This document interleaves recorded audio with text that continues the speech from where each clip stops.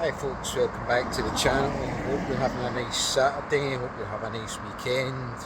If you haven't subscribed to my channel, please consider doing so. Right, so let's talk solutions. Right. So the problem that we have with the police and the way they treat the natives, the people that are white basically, the native white people of the British Isles, Scotland, England, Wales, Northern Ireland, whatever.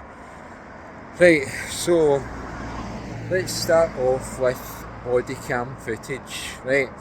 So, it should be a requirement that whenever the police interact with a member of the public, the body cam footage, the body cam should be turned on. It should be turned on mandatorily. There shouldn't be any exceptions to this, so it doesn't matter what it is, even if it's somebody getting stopped in a routine traffic stop or whatever, body cam has to be turned on. Now, I think that is a minimum, and also the body cam footage should automatically be uploaded to a central police server. Okay? Now, there should be no way to delete or alter the body cam footage.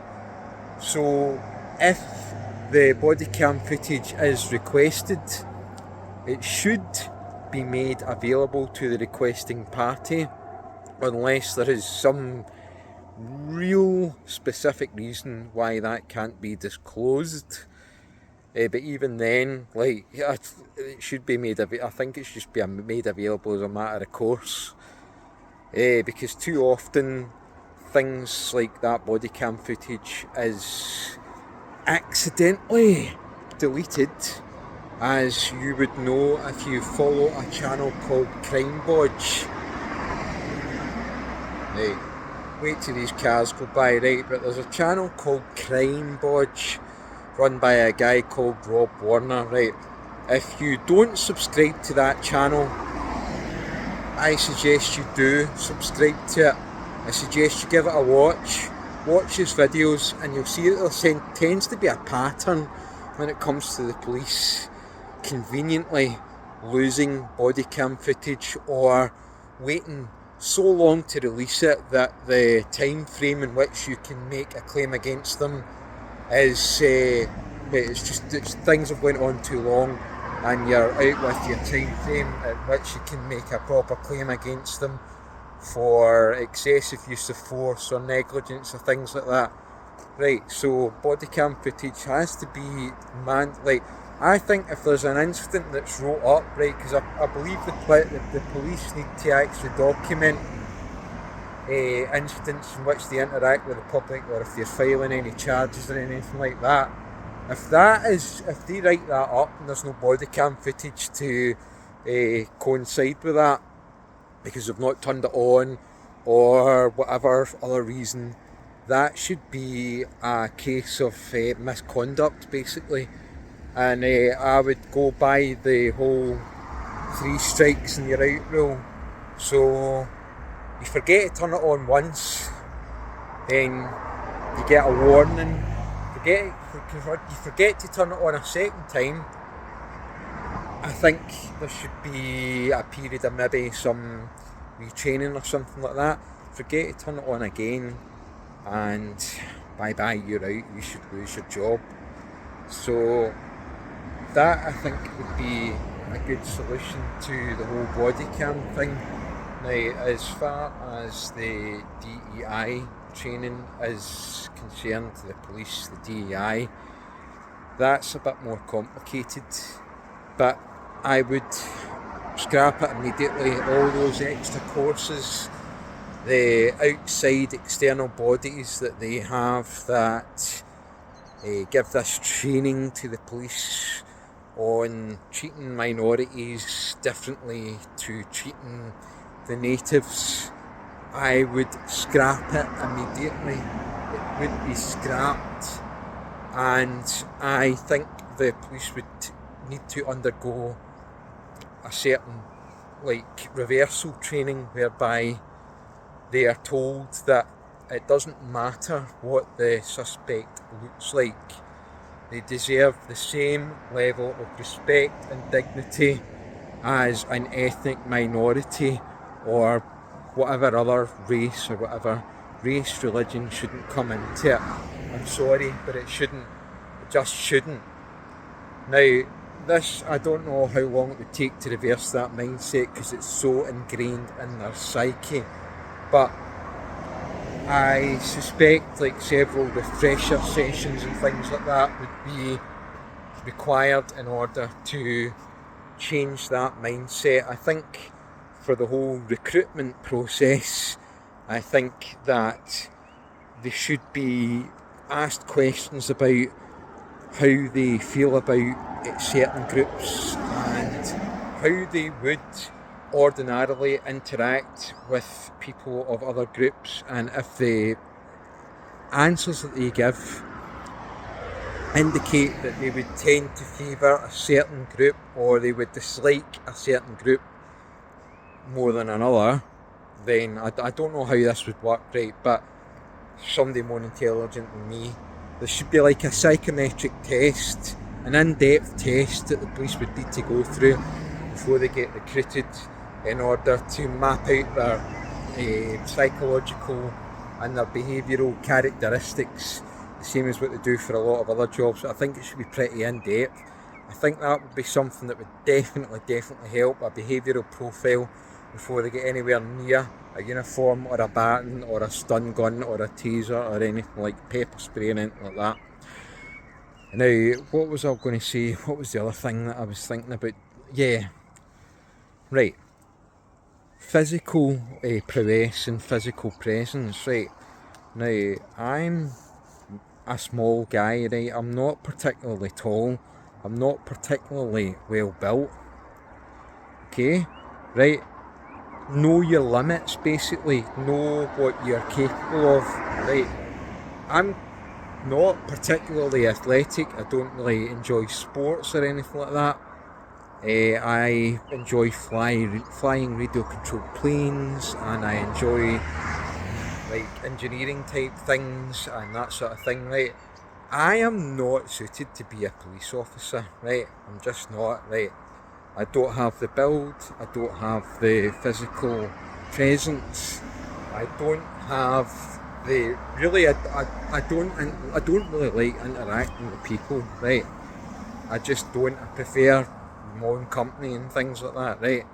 I'm not a social person or anything like that. I've got a couple of friends, not many, right? But I'm not a complete loner, right? But that's not the point. But the fact is, right, I know that I am not suitable to be in the police, right? I weigh something like just under 10 stone, right? So I'm like 5'5" or 5'6", I weigh under 10 stone, right? I'm not athletic, I'm not muscular or anything of the sort. So I am poor material to consider being in the police, right? I just wouldn't do it for that reason, yeah?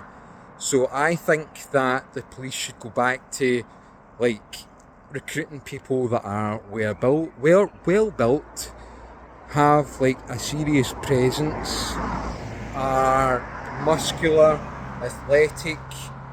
They see this whole idea that like they see that whole thing with the Manchester airport where it was a small woman and she had like the ginger haired woman, Lydia Ward I think it was, and she got her proper beaten by that Muslim guy, right?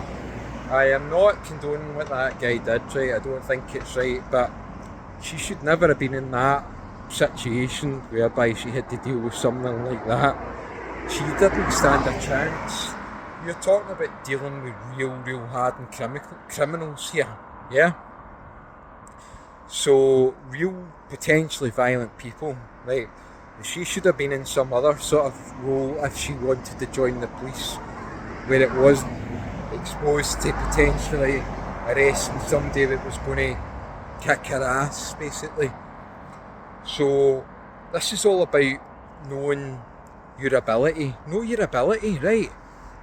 And the police need to I think the whole recruitment process needs a complete shake-up.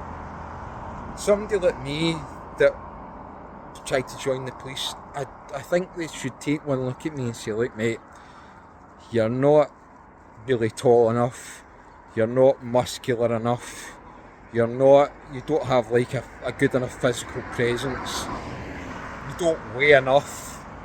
You know, if somebody tried to have a go at me, man, I'd be a goner basically, and that's me admitting that, right? So, I mean, even if you were like a good trained fighter and all that carry on, and you knew self-defence techniques, I don't have the physical strength to restrain someone taller than me, or more built, or more like muscular and stronger and that. So I think ability needs to come into it, physical ability. Yeah, the whole DEI thing and encouraging, oh, we want more minorities and all that, it's all bullshit, man. It needs to stop.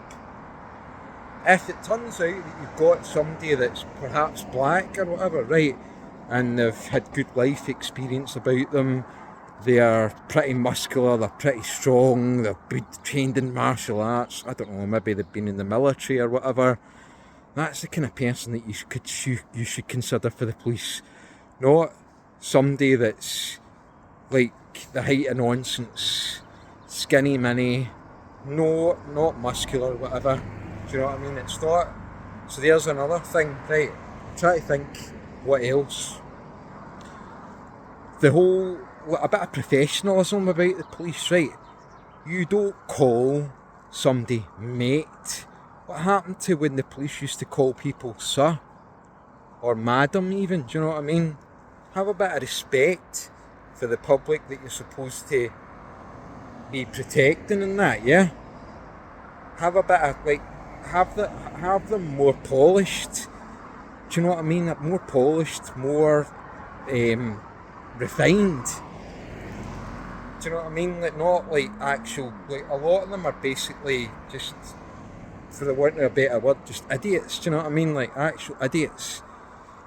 Have them trained in, or prioritise people that have people skills, people that know how to de-escalate a situation rather than jumping in all guns blazing and making things 10 times worse. People that know how to talk to people that know how to de-escalate a situation, they know how to talk people round, they know how to get people that are really angry and all that, they help them to calm down and all that, yeah? That's a solution as well. But what we have at the moment is a shambles, basically, an absolute disgusting shambles, and it all needs to change. Anyway, that's nearly 14 minutes. If you've made it this far, well done you. Thanks for watching.